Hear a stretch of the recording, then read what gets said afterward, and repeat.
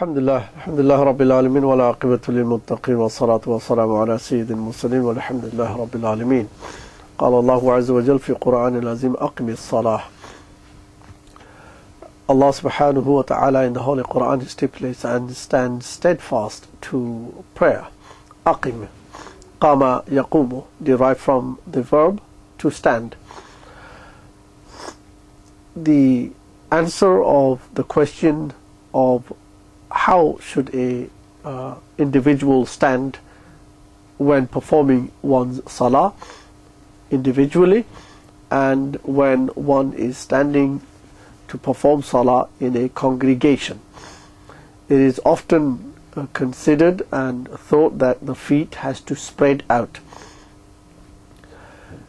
If one considers that the feet has to be spread out, then this would be illogical, because then the shoulder is not touching one another. If a person spreads the feet and the shoulder does not touch, then it means that feet has been spread too much. If the shoulders touch, then obviously the shoulders will only touch when the feet are not spread that much. They are not spread that much, which means if the person goes into ruku, sujood and comes back, he will still be touching shoulder to shoulder. And the beloved Prophet Muhammad said, Saddu al-khalal, blockade the khalal, the gap in between you, because the shaitan comes through that to insinuate. So the answer is quite the approach of a logical approach, because the hadith should not contradict the action. No matter how much we try, if we spread our leg and touch our feet to feet, it does not mean spread your feet and touch it towards one another, to the extent that when you go into ruku you have to reassemble your feet again. Many people who spread their feet, by the word qama yaqumu, it does not fulfill its requirement, because qama yaqumu means when the pelvic system is there and the femur bones are absolutely straight down. But when a person spreads their feet, it is not straight down, but it is at a triangular sort of spread.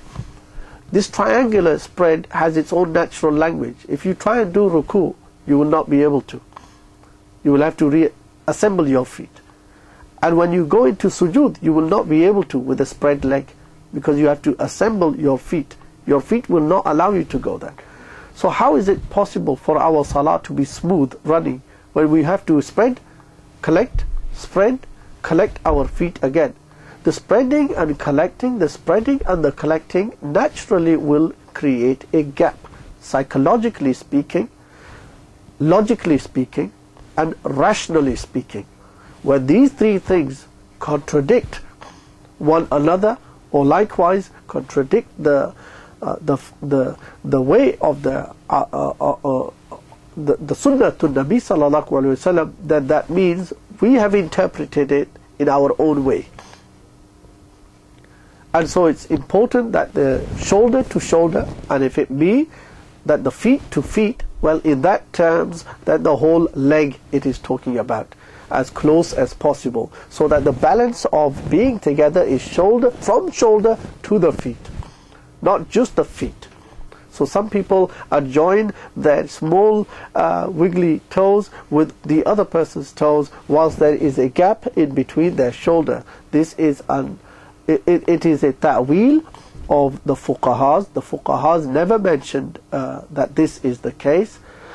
Along with that, the mankibay, the shoulders, is also very important to get a proper line.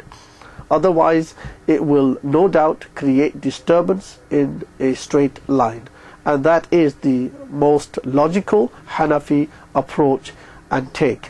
My understanding is that the classical fuqahas across the schools of thought also have the same opinion. I am unaware of this ta'wil where it changed, but it certainly does change quite variably among the ghair muqallideen. May Allah subhanahu wa ta'ala give us the tawfiq to be consistent to the teachings of the fuqaha ul-kiram, inshallah.